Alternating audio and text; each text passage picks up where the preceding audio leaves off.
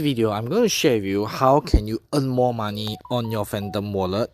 So by provide liquidity.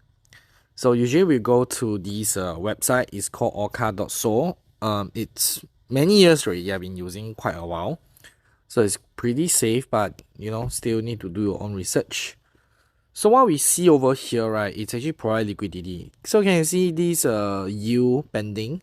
It's like you see I provide liquidity on bond, SOL and USDC. So almost every day I will cash out. Sometimes can be $10 over. So you can see when I harvest all, it's whatever things that you provide.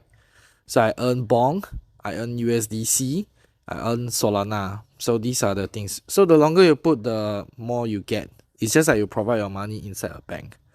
So we go explore. You have different. See all different token. It depends on what you have.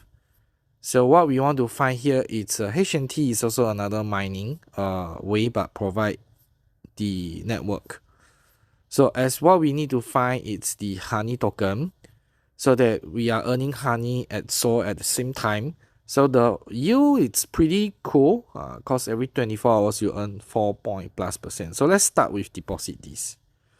So you can choose different, but I actually go full range. Next step, we just need to choose the token.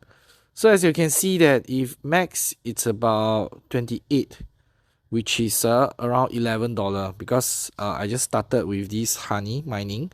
So let's say we do with maybe 10, so it's about $4. So it's $2 plus and $2 plus. So we left not much. Okay, so maybe you just max out since we are able to earn. So we just put review.